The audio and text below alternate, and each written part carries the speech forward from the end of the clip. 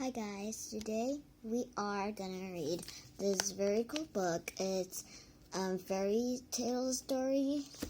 So let's read them. So I was planning to tell you the story of Rumpelstilskin. I was reading this. So first we are gonna find a Rumpelstilskin story. Yeah. There we go. So we're gonna flip this open. So Rumpelstilskin is not over here. Rumpelstilskin's not over here. Wait. Rumpelstilskin's not there.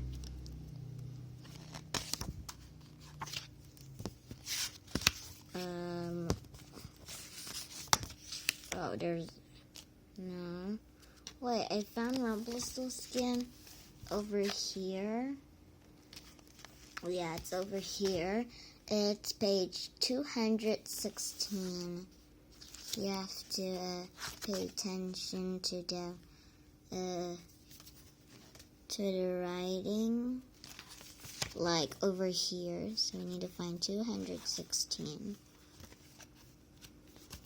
216. Okay, that's a lot. Oh, that's 33. That's too much.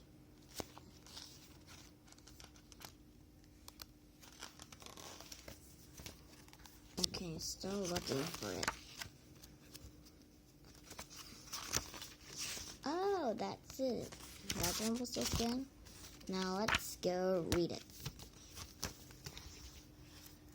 Rumpelstilskin. Once upon a time, there lived a miller and his daughter. They were very poor, and the people round about looked down on them. So, one day, the miller told a terrible fib about his daughter to make them seem more important. He said, "My daughter knows how to spin straw into gold," he boasted. The news spread and soon reached the king. He was very excited, and he said, "I want to see this for myself," he exclaimed. "Have the girl brought to my palace tomorrow." The miller's daughter could not disobey, so very nervously she presented herself at the palace. To her horror, the king showed her to a room piled with straw to the ceiling. He gave her a spinning wheel and said, "If you haven't spun this straw into gold by tomorrow morning, you will die." He went out of the room and locked her in, all alone. Now the miller's daughter was beautiful and clever too, but she had no idea how to spin straw into gold. She began to weep. All at once the door creaked open, and in came a strange little man. "Good morning, miss," he said. "Why are you crying about?"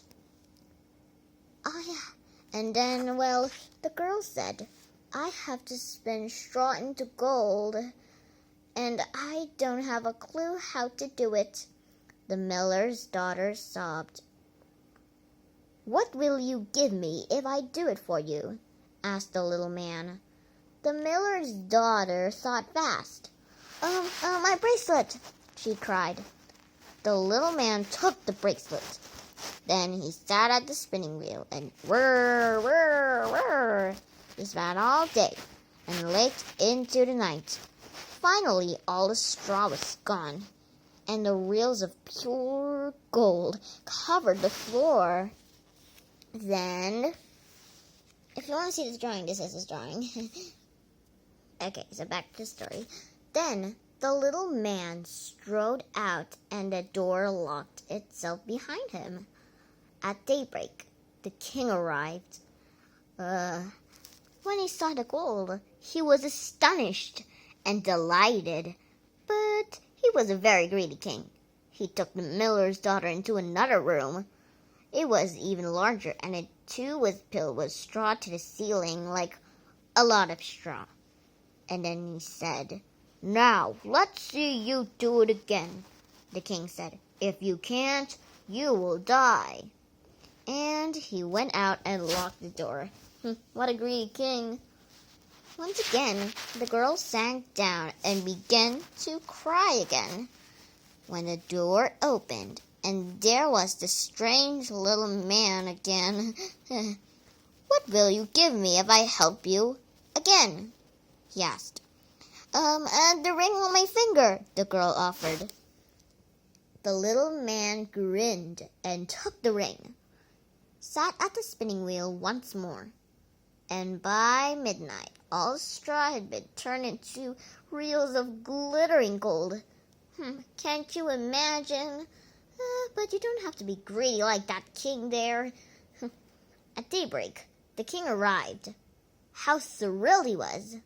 But he took the miller's daughter into an even bigger room, filled with even more straw.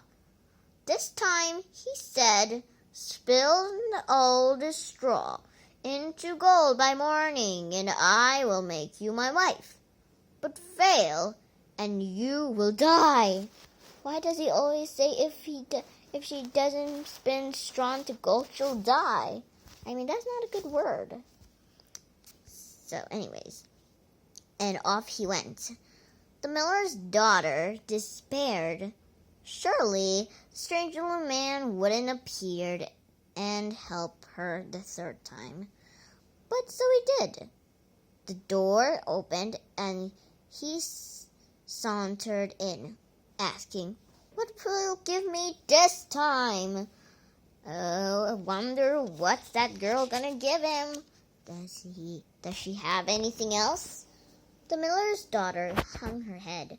I have nothing left," she said, hopelessly. Then the little man's eyes glinted. "Promise me," he said, "that when you become queen, you will give me a firstborn child." Oh, that's... The miller's daughter had no choice. If she did not promise what the little man wanted, she would die. With a heavy heart, she said, "I promise." And the little man sat down and span all the straw into gold. Next morning, when the king arrived, he could not believe his eyes. He kissed the miller's daughter, and then the following day, he married her. The queen found her new life with the king very exciting. After about a year, I guess, she gave birth to a beautiful child, and her happiness was complete until the strange little man suddenly appeared. "Give me what you promised," he demanded. The queen had forgotten all about him, and she was horrified as she said, "No," she gasped. "I will give you all the riches in the kingdom, but please, I cannot give you my baby." "I already have enough riches," the little man said, shaking his head. "I want the child." Then the queen began to weep, so heartbreakingly that the little man took a pity on her. "I will give you 3 days," he said. "If you can guess my name when I return, you can keep your baby." And he disappeared just as suddenly as he had arrived, I guess. All night, the queen thought frantically of every name she had ever heard. The next day, when the little man appeared, she ran through her whole list. "Is it Caspar? Melchior or Balthazar or something? I don't know." And so on. But the little man just answered, "That is not my name," to each one. And when the queen had read out every name, he giggled and disappeared again.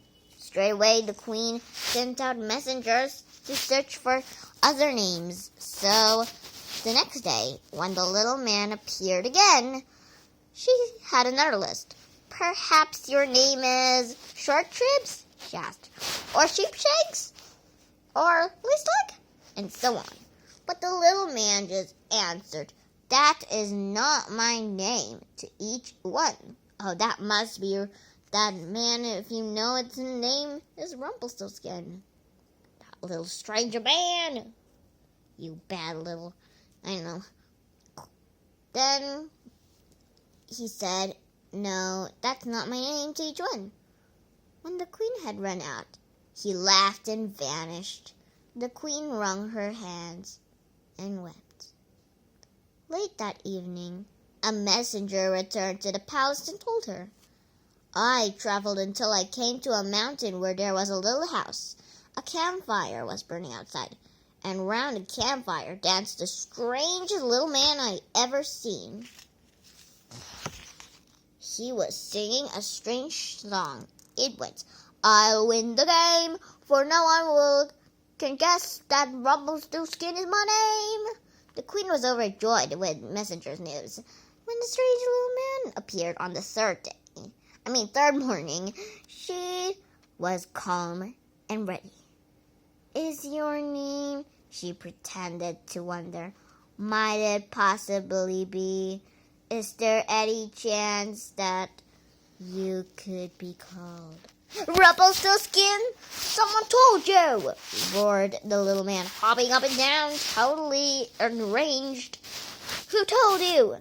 But the queen refused to tell, and in his anger, Rumpelstilskin jumped up and down so violently that the ground beneath his feet split open and swallowed him up, and he was never seen again. The end. I guess that's a good story. Thank you for watching. I hope you liked the video. I hope you enjoyed the story. It was kind of funny. And subscribe the channel so you don't miss the video of stories and gaming and drawing. Well, see you on my next video. Bye!